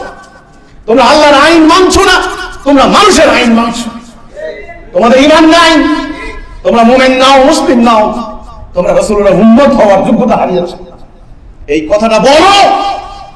এই কথাটা বলতে গেলে আপনাকে পাগল বলবে, আপনাকে উন্মাদ বলবে, আপনাকে ধর্মদ্রোহী আখ্যা দেবে, আপনার উপর হামলা করবে, আপনার বাড়ি ঘরে আক্রমণ করবে।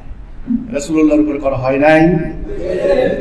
যদি আপনি সত্যিকার অর্থে এই সিরাতুল মুস্তাকিম বুঝে থাকেন, তাহলে আজ আপনাকে বলবো, আসুন এই পথ পরিত্যাগ করে সঠিক অর্থে ঈমান আনি। লা ইলাহা ইল্লাল্লাহ, আল্লাহ ছাড়া অন্য কেউ কাউকে আমি ইলাহ হিসাবে মানি না। এই পথ আপনাকে জান্নাতে নিয়ে যাবে। এটাই জান্নাতের পথ, এটাই মুক্তির পথ। এই পথটা সমাজে নাই। সমাজের মানুষগুলোকে এখন এই পথে আনতে হবে, এটা আপনাদের দায়িত্ব। আগে আপনি নিজে বুঝে নেবেন। আশা করি ব্যাপারটা বুঝেছেন। ঈমান কি জিনিস, ঈমান কেন আনতে হবে, উত্তরটা দেন। আবার ঈমান আনতে হবে এই জন্য, ওই যে ইবলিসের চ্যালেঞ্জে আল্লাহকে বিজয়ী করার জন্য। আমরা কি আল্লাহকে বিজয়ী করবো না ইবলিসকে বিজয়ী করবো? আল্লাহকে বিজয়ী করবো। তো আল্লাহ বিজয়ী হবেন কিভাবে? আল্লাহ বিজয়ী হবেন কিভাবে? আল্লাহর এই বিধানটা কায়েম হওয়ার পর যে শান্তি কায়েম হবে, তখন আল্লাহ বিজয়ী হবে। আমাদের ধর্মের নাম কি? ইসলাম মানে কি? ইন্নাদ-দীনা ইনদাল্লাহিল ইসলাম। আল্লাহ বলেছেন আল্লাহর কাছে একমাত্র গ্রহণযোগ্য দিন হচ্ছে ইসলাম। ইসলাম ছাড়া তিনি কিছু চান না। যুগে যুগে তিনি ইসলাম পাঠিয়েছেন। আল্লাহ চান ইসলাম মানে শান্তি, আর ইবলিস চায় অশান্তি। আল্লাহ চায় ঐক্য, আর ইবলিস চায় অনৈক্য। আল্লাহ চান সুখ, আর ইবলিস চায় যুদ্ধ মারামারি। আপনি কি আল্লাহর ইচ্ছা বাস্তবায়ন করবেন না ইবলিসের ইচ্ছা বাস্তবায়ন করবেন? আল্লাহর ইচ্ছা বাস্তবায়ন করতে হলে আপনাকে একটা সিদ্ধান্ত নিতে হবে। এই সিদ্ধান্তের নামই হচ্ছে লা ইলাহা ইল্লাল্লাহ মুহাম্মাদুর রাসূল। তাহলে ঈমান মানে কি? ঈমান মানে হলো আল্লাহর হুকুম মেনে নেওয়ার অঙ্গীকার। ঈমান মানে হলো আল্লাহর সাথে চুক্তি, আল্লাহর আদেশ ছাড়া কারো আদেশ না মানা। ঈমান মানে হলো আল্লাহর খেলাফত করার অঙ্গীকার। ঈমান নিয়ে কথা বললাম, তাওহীদ নিয়ে কথা বললাম। আমরা জীবনের উদ্দেশ্য সম্পর্কে ভুলে গিয়েছি, আজকে বুঝলাম যে আমরা আল্লাহর খলিফা। ওকে, এইবার দ্বিতীয় প্রশ্ন, মহানবীর আগমনের উদ্দেশ্য কি? এবার দ্বিতীয় প্রশ্ন, আমি তো এতক্ষণ বুঝলাম যে আমার জীবনের উদ্দেশ্য কি, এটা বুঝলাম। আমার জীবনের উদ্দেশ্য কি? আল্লাহর খেলাফত করা। ওকে, এটা আমি বুঝলাম। তাহলে একজন নবীকে আল্লাহ পাঠাইছেন, যার মাধ্যমে আমরা কোরআনটা পাইছি। উনার আগমনের উদ্দেশ্য কি? ওনাকে আল্লাহ কেন পাঠাইছেন? তিনটা সূরার মধ্যে আল্লাহ কোরআনে বলেছেন, সূরা ফাতিহা 28, সূরা সফ 9, সূরা তাওবা 33, তিনটা সূরা। ওয়াল্লাযী আরসালা রাসূলাহু বিল হুদা ওয়া দীনিল হক লিইয়ুযহিরাহু আলাদ দীনি কুল্লিহি। এটা সাকাফা বিল্লাহি শাহীদা, সাক্ষী হিসেবে আল্লাহই যথেষ্ট যে আমি আমার রাসূল পাঠিয়েছি, আপন রাসূল পাঠিয়েছি। তিনি আল্লাহ, তিনি তার রাসূল পাঠিয়েছেন। এই জন্য হেদায়া এবং সত্য দিন দিয়া, আমি হেদায়া শব্দটা বলেছিলাম, মনে আছে তো? হেদায়া মানে কি? সঠিক পথ, লা ইলাহা ইল্লাল্লাহ, আল্লাহ ছাড়া কারো হুকুম না মানা, এটা হলো হেদায়া। আরেকটা শব্দ এখন এসে গেল, দ্বীনুল হক। দ্বীনুল হক, দ্বীন, হেদায়ার উপর দাঁড়িয়ে থাকা দ্বীন। হেদায়া এবং দ্বীনুল হক, এই দুটো জিনিস দিয়ে আমি আমার রাসূল পাঠিয়েছি, যেন তিনি এটাকে প্রতিষ্ঠা করেন, জাহের করেন, গালেব করেন। দ্বীন কয় প্রকার? দুই প্রকার। আল্লাহ দ্বীন, ইবলিসের তৈরি করা দ্বীন। দ্বীন মানে জীবন ব্যবস্থা। আমরা দিন না সোমবারের দিন, মঙ্গলবারের দিন, এই দিন না, এটা হলো আদ-দ্বীন। কোরআনে যে শব্দটা আল্লাহ ব্যবহার করেছেন, দ্বীন মানে জীবন কেমনে চলবে, আমাদের রাষ্ট্র কেমনে চলবে, আমাদের অর্থনীতি কেমনে চলবে, আমাদের মানে আমদানি রপ্তানি কেমনে চলবে, আমাদের বিচার কিভাবে চলবে, এর সামগ্রিক জীবন ব্যবস্থা, এটার নাম দ্বীন। এটা হতে পারে দুই প্রকার, আল্লাহ তৈরি করা, ইবলিসের তৈরি করা। যদি আমি আল্লাহটা মানি তাহলে একটা ফল পাবো, আর যদি ইবলিসেরটা মানি আর একটা ফল পাবো। কৃষকে বীজ লাগায় না? আপনি যদি ঘাসের বীজ লাগান কি হবে? ঘাস হবে। আপনি যদি ধানের বীজ লাগান কি হবে? ধান হবে। ব্যাপারটা তো এরকম। আপনি তেঁতুলের বীজ লাগান, তেঁতুল ধরবে। কমলার বীজ লাগান, কমলা ধরবে। যার বীজ লাগাবেন সময় মতো গাছ হবে, ফল ধরবে, আপনাকে খাইতে হবে। এই জন্য আল্লাহ দায়ী না। বীজ লাগানোর টাইমে সাবধান। এখন দুনিয়াতে এই অশান্তি, এই যে রাজনীতি, ইন্টারিম গভর্নমেন্ট ক্ষমতা আসছে, ডক্টর ইউনূস ওনার নেতৃত্বে আইসা ওনারা সিদ্ধান্ত নিল কি না, আর হবে না, অতীতের সংবিধানের এই নিয়ম কানুন পাল্টাতে হবে। এটা যেই ক্ষমতায় যায়, যেই যায় শ্রীলঙ্কা, সে হয় রাবণ, ফেসিস্ট হয়ে যায়, টাকা পাচার করে, চুরি করে, 2 নম্বরই করে। সংস্কার করতে হবে, বলছে না সংস্কার করতে হবে, সংস্কার করতে। আরে ভাই, সংস্কার করে কোনো লাভ নাই। একটা গাছ, এই গাছে আপনাকে নিয়োজিত করলাম যে আপনি গাছের মধ্যে ইয়ে দিবেন, সার দিবেন, পানি দিবেন, কিন্তু গাছের ফল ধরে 20 ফল। 20 খাইয়া মানে কলজা তিত হয়ে গেছে সবাই। আপনারা বারবার কি করেন? পরিচর্যাকারীরে পাল্টান, ওর পরিচর্যা ভালো হয় না, ও আউট, আরেকজন। আরে ভাই, পরিচর্যাকারী দোষ না, দোষটা হচ্ছে গাছের। কথাটা বুঝাতে পারলাম? যে গাছ থেকে ফলটা আসে, ওই গাছ থেকেই বাদ দিতে হবে। তাদের রাষ্ট্র কিভাবে চলে, কার আইনে চলে, মানুষের ধারণাই নেই। মানুষ মনে করছে নামাজ পড়লে আমি জান্নাত চলে যাব। তাহলে রাসূল এই লড়াই করলেন কেন, এই যুদ্ধ করলেন কেন? নো, আপনার রাষ্ট্রটা কিভাবে চলে এটার একটা বিধান আছে, এই বিধানের নাম দ্বীন। আল্লাহ রাব্বুল আলামিন একটা দ্বীন দিয়েছেন আপনাকে, এটা হলো দ্বীনের নকশা, মূল, বুনিয়াদ। লা রাইবা ফীহি হুদাল লিল মুত্তাকিন। আল্লাহ বলেননি? এটা হলো এই রাষ্ট্র, আপনাদের রাষ্ট্রটা কিভাবে চলবে, আইন, আদালত, কোর্ট কাছারি, অর্থনীতি কিভাবে চলবে, তার একটা বিধান, নিয়ম, সংবিধান। এখন যদি আপনি এটা বাদ দিয়া ওই ব্রিটিশের একটা বানাই নিছে, সেটা অনুসরণ করেন, শান্তি আসবে? 20 ফলের মতো হবে না? এরা নির্বাচনের মাধ্যমে বারবার কি করে? পরিচর্যাকারী পাল্টায়। এই আগেরটা খালিকেরা দিছি পরিচর্যা করতে, না খালেক ভালো না, খালেক আউট, মালিকেরা দাও। আরে মালিক আউট, জব্বারে দাও। আরে ভাই খালেক মালিক জব্বার কেউ কিন্তু মিষ্টি ফল আনতে পারবে না। এই তিতা গাছটাকেই গোড়ার শুদ্ধ উপরে ফেলে দিতে হবে। তাইলে দিন কয় প্রকার? আল্লাহ দেওয়া দিন। তাহলে মানুষের জীবনে অশান্তির কারণ কি? মানুষের তৈরি করা দিন, ইবলিসের তৈরি করা দিন অনুসরণ করছে। আরবের সমাজে এটাই ছিল। আল্লাহ রাসূলকে আল্লাহ রাব্বুল আলামিন দিন দিলেন। এই দিনটা কে দিলেন? আল্লাহ রাসূলকে দিন দিলেন। ভালো কথা ভাই, আপনাকে একটা মোটরসাইকেল দিলাম, আপনাকে দিলাম মোটরসাইকেল। দেওয়ার উদ্দেশ্য কি বলেন তো? চালানোর জন্য না, চালাই আপনি গন্তব্যে যাবেন, নাকি আপনি গ্যারেজে রেখে দিবেন? সকাল সন্ধ্যা খালি সাবান দিয়ে ধুইয়া ঝকঝক করে গেলাপ দিয়ে আমাকে রেখে দিবেন, লাভ আছে? আমাদের অবস্থা সেটা হয়েছে না? সেটা হয়েছে না? আমরা কোরআনকে মুখস্থ করি, তাফসীর করি, মাহফিল করি, হুজুর এক বাড়ি টাকা নিয়ে যায়, আরো হেফজ কোরআন বাইর হয়, হাফিজ কোরআন আরো হেফজ করি, তারপর আদর করে গেলাপ দিয়ে রেখে দিই। এটা আসলে নাজেল করার উদ্দেশ্য কি? আপনি আবার বলি, একটা মোটরসাইকেল আপনাকে দেওয়া হয়েছে, মোটরসাইকেল দেওয়ার উদ্দেশ্য কি? চালাই আপনি গন্তব্যে যাবেন, এই তো। এটাই যদি আপনি না করেন, এই গাড়ি দেওয়ার কোনো দাম আছে? তাহলে এর উদ্দেশ্য কি? কথাটা বুঝেন নাই? এটাকে প্রতিষ্ঠা করে, এটাকে কায়েম করে এই মোতাবেক আপনার রাষ্ট্র চলবে, সমাজ চলবে। সেইটা বাদ দিয়া মুখস্থ করে আরো সুন্দর করে মুখস্থ, একেবারে মাখরাজ সুন্দর করে আয়াত, ওই মোটরসাইকেল গ্যারেজে লাগা মুছলে যে অবস্থা, সে অবস্থা। খুব সহজ, কিন্তু ভাই কার্যকর করতে জান না। এখন আপনি বলেন, এই জন্য একটা হাদিস আছে, রাসূল পাক সাল্লাল্লাহু আলাইহি ওয়াসাল্লাম একটা হাদিস ফরমায়াছেন। রাসূল বলেছেন যে একটা সময় আসবে ইসলাম শুধু নাম থাকবে, আছে না? নাম নাই, আর কিছু নেই। কোরআন শুধু কি থাকবে? অক্ষর।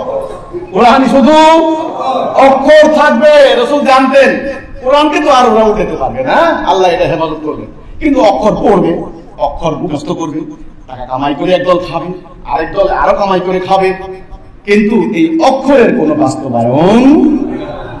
মসজিদগুলি হবে লোকারণ্য।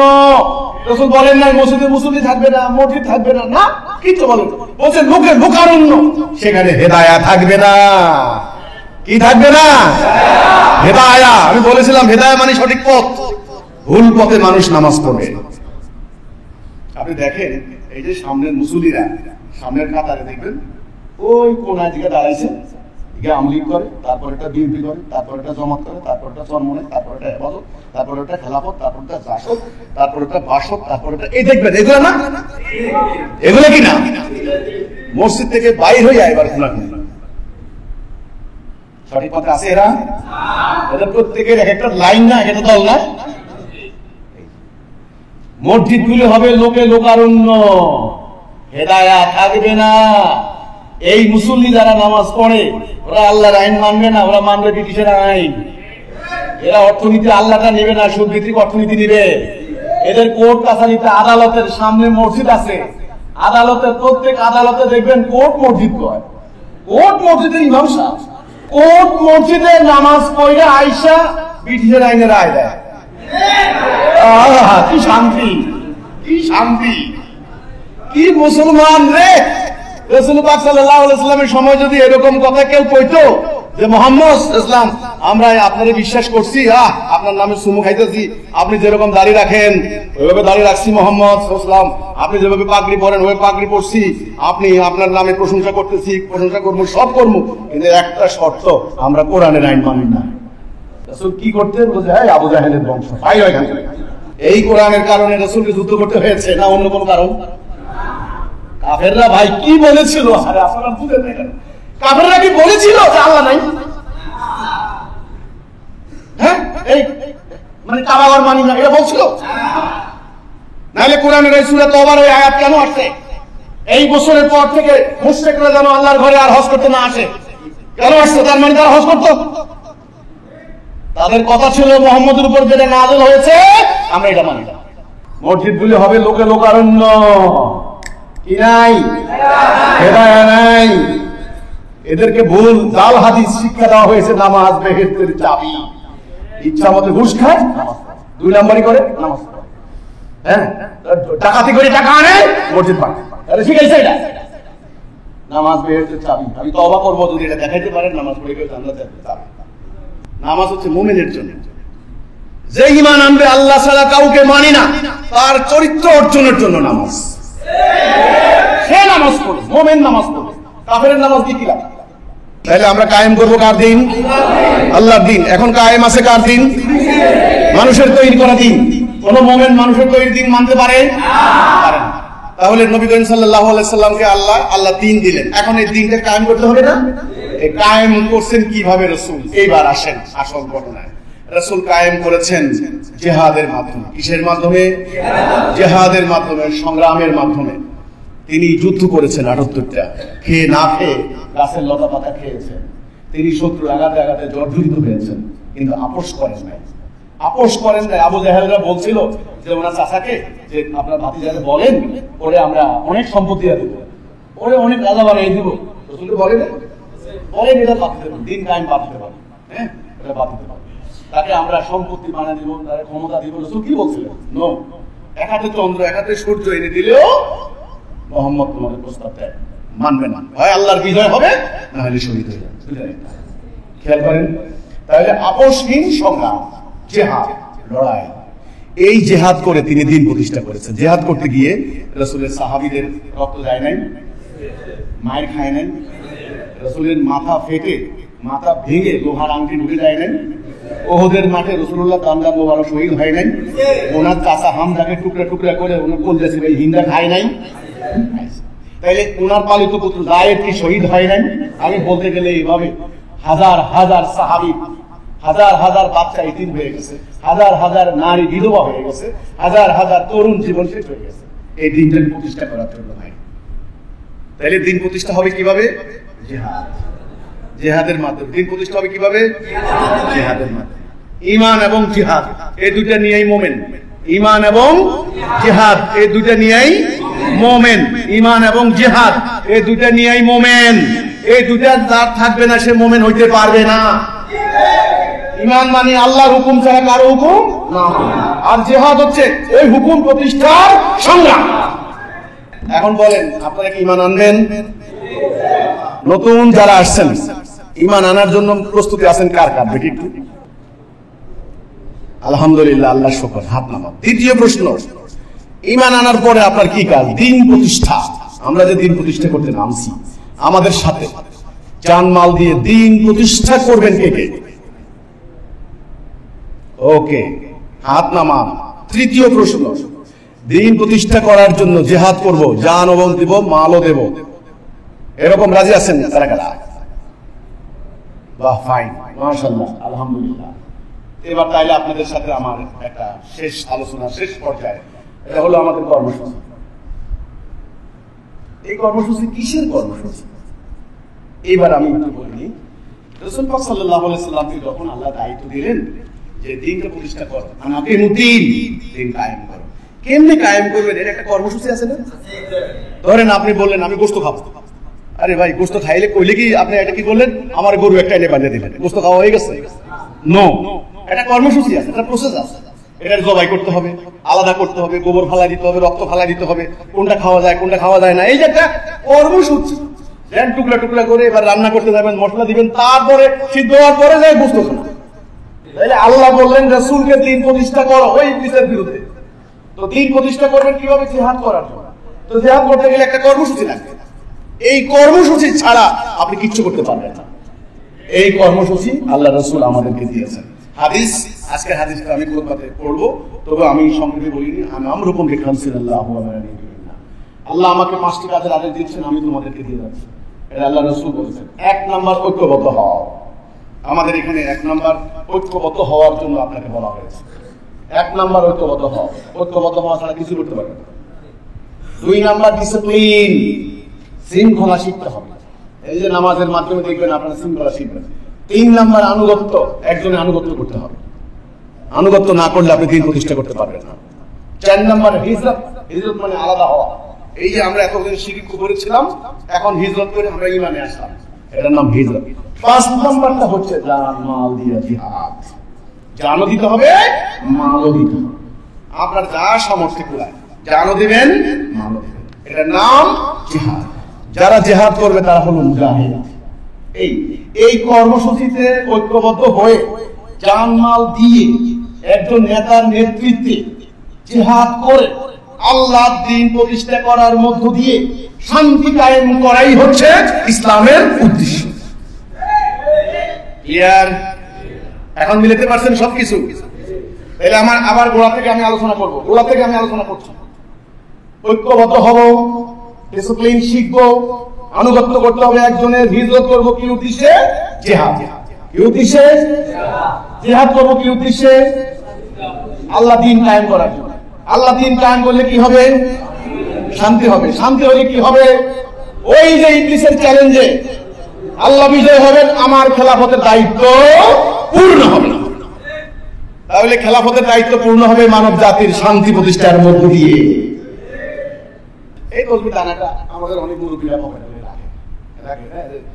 সুবহানাল্লাহ, সুবহানাল্লাহ, সুবহানাল্লাহ, সুবহানাল্লাহ। আপনি করলেন ভালো কথা। সুবহানাল্লাহ মানে হচ্ছে আল্লাহ তুমি নিখুঁত, আল্লাহু আকবার, আল্লাহু আকবার, আল্লাহ তুমি মহান। আচ্ছা, এটা যদি আল্লাহর হুকুমটা যদি আপনি রাষ্ট্রীয় জীবনে আপনার মাথার উপরে যদি বিধানটা না থাকে, আপনি রাস্তায় রাস্তায় সুবহানাল্লাহ, সুবহানাল্লাহ বললে কি লাভ হবে বলেন তো? আল্লাহ লানত দিবে না? লানত দিবে কিনা? এই রাস্তায় রাস্তায় বলো সুবহানাল্লাহ, সুবহানাল্লাহ, আইন মানে ব্রিটিশের। আমার এই বিধানের জন্য আমার রাসূল মাথা রক্ত ঝরিয়েছেন, গাছের লতা পাতা খেয়েছেন, পেটে পাথর বেঁধেছেন, আঘাতে আঘাতে জর্জরিত হয়েছেন, ওনার সঙ্গীরা শহীদ হয়েছে দলে দলে, আর তারা এখন ব্যবসার মাধ্যম বানিয়েছে। এইটাই হলো আমার কথাটা ভাই। আসেন এটাকে কায়েম করি, এটাকে কার্যকরী, তখন আপনার এই সুবহানাল্লাহ, সুবহানাল্লাহ বলাটা সার্থক হবে, হক আদায় হবে। এখন আমাদের এই রাস্তা রাস্তায় নিয়ে হাঁটতেছে, কিন্তু আইন মানে ব্রিটিশ। কোরআনে সবচাইতে বড় মর্যাদা কার? শহীদ। শহীদটা কে? আপনারা তো নাম রাখেন শহীদ, আর আমরা এলাকায় শহীদের নাম উল্টা কয়। আমরা এলাকার মানুষের নাম বেশি করে, মানে বিকৃত করে, শয্যা করে, শয্যা। আরে ভাই, শহীদ কে? শহীদ শব্দটা কোরআনের শব্দ।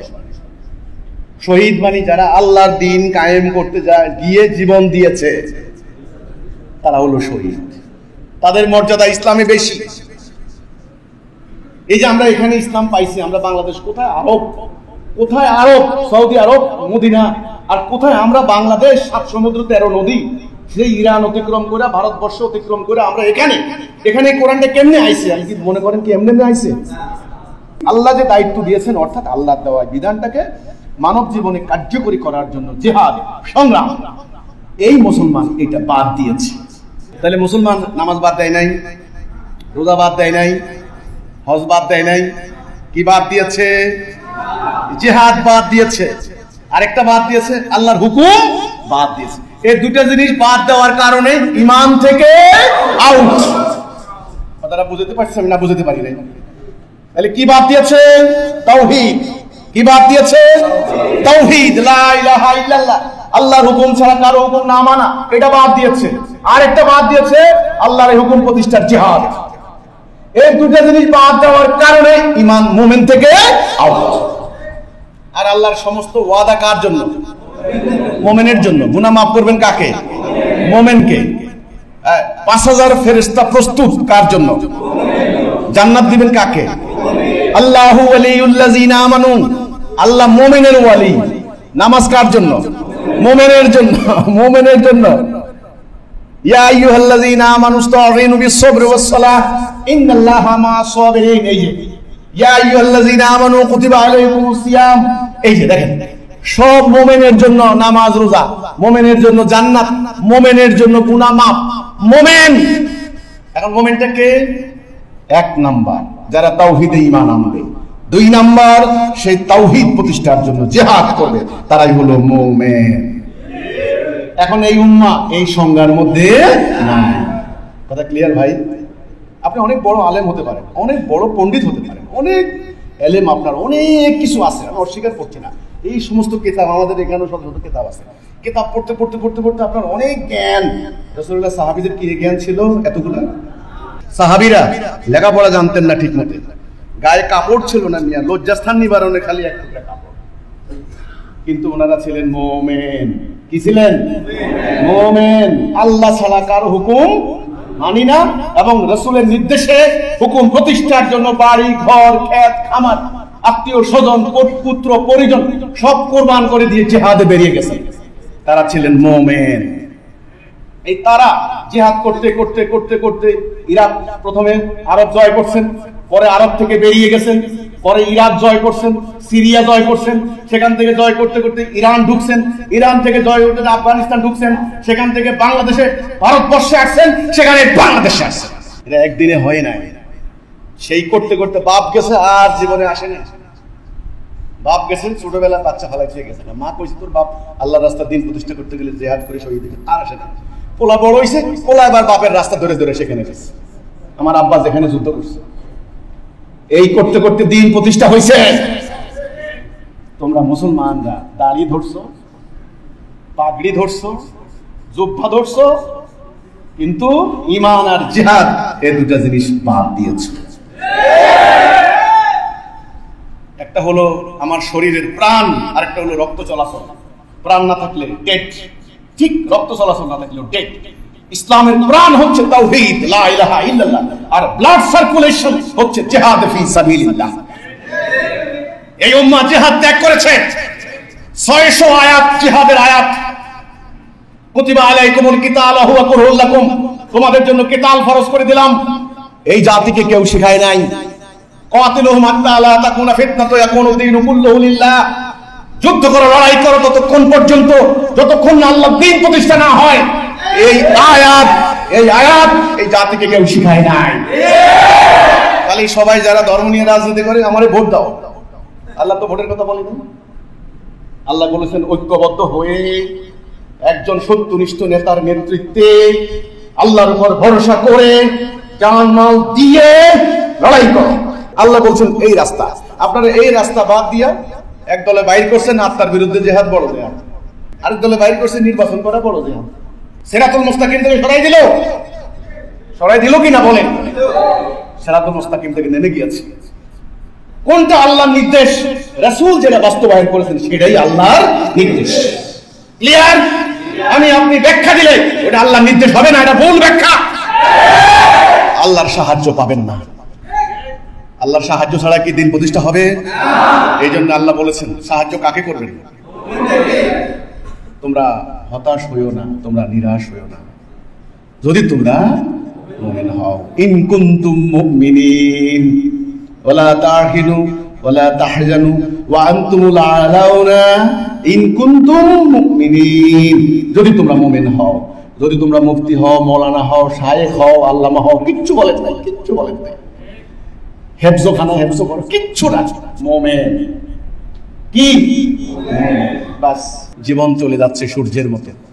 সূর্য যেমন সকালে উঠেছে, এখন মাথার উপরে কিছুক্ষণ পর অস্ত যাবে, আপনার জীবনও তেমনি। খালি একটা কথা নিয়ে যান, আল্লাহর সামনে দণ্ডায়মান হতে হবে হাসরের দিন। যদি আপনি শুধু আল্লাহর আনুগত্য করেন, শুধু আল্লাহর হুকুম মানেন, এবং আপনার জান মাল তো আল্লাহ দিয়েছেন, আপনি তো আনেন নাই ভাই, আল্লাহর জন্য যদি এটা দিয়ে যান সিরাতুল মুস্তাকিমে, তবে আপনি কামিয়াব হবেন, আপনি জান্নাতি হবেন, আল্লাহ আপনার সমস্ত গুনাহ মাফ করে দেবেন। আমরা আপনাকে পরিশুদ্ধ করার জন্য, আপনাকে মুমিন হওয়ার জন্য, আপনাকে মুজাহিদ বানানোর জন্য, ইবলিসের দাসত্ব ত্যাগ করে আল্লাহর দাসত্ব করার দিকে আমরা আপনাদেরকে ডাকছি। এই জন্য আমাদের দুনিয়ার কোনো স্বার্থ নাই, কোনো রাজনৈতিক উদ্দেশ্য নাই। এই মহাসত্য আমরা জানতাম না। এক মহামানব, ওনাকে আল্লাহ নিয়ে গেছেন, উনি আজকে দুনিয়াতে নাই। এই মহাসত্য তিনি দিয়ে গেছেন আমাদেরকে। আজ আমি আপনাদের কাছে এটা পৌঁছাই দিলাম। আপনারা কষ্ট করে বিভিন্ন জায়গা থেকে এসেছেন, আপনাদেরকে আমি অভিনন্দন জানাই। আপনারা আমাদের কথাগুলি হৃদয় দিয়ে অনুধাবন করার চেষ্টা করবেন। আল্লাহ দিয়েছেন আমাদেরকে, এটা বুঝতে হবে, এর মানে হক বুঝতে হবে, এর গুরুত্ব বুঝতে হবে, এর গ্র্যাভিটি বুঝতে হবে, এর ওজন বুঝতে হবে। আমি আপনার সামনে এত বড় একটা হীরার টুকরা দিলাম, আপনি যদি এটা মূল্যই না বুঝেন, আপনার কাছে ইটের টুকরা আর হীরার টুকরা যদি একই রকম হয়, তো বলে আর লাভ কি ভাই? জাল টাকা আর জাল টাকা আর যদি সঠিক টাকা আপনি বুঝতেই না পারেন, তা আপনি তো ধোঁকা খাবেন। এতদিন যা চলছে সব জাল টাকা। এই টাকা দিয়ে সদাই কিনা যাবে না, সদাই কিনা যাবে না। আল্লাহর মালায়েক বসে আছে জায়গা মোতাবেক, একেবারে টুকরা টুকরা করা সিল দিয়ে দিবে। জাল টাকা, জাল সার্টিফিকেট দিয়ে চাকরি পাবেন না। এই যে বিশ্ববিদ্যালয়, বিভিন্ন হাইকোর্টে জাল সার্টিফিকেট দিয়ে চাকরি নিয়েছে, শেষ পর্যন্ত ধরা খাওয়ার পর বলছে 20 বছরের বেতন ফেরত দিবি। জেল তো জেল। জাল সার্টিফিকেট দিয়েছে আপনাদেরকে। মুমিন নয়, মুসলিম নয়, এই সঠিক সার্টিফিকেট আল্লাহ রাব্বুল আলামিন দিয়েছেন।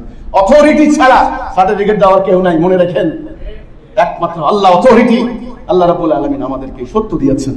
কাজেই ভাইরা আমার, আপনারা যদি এই ঐক্যবদ্ধ না হন এই তসবিহ ছড়ার মতো, তাহলে আপনাদেরকে দিয়ে আমি কিছু করতে পারবো না, কোনো লাভ নেই।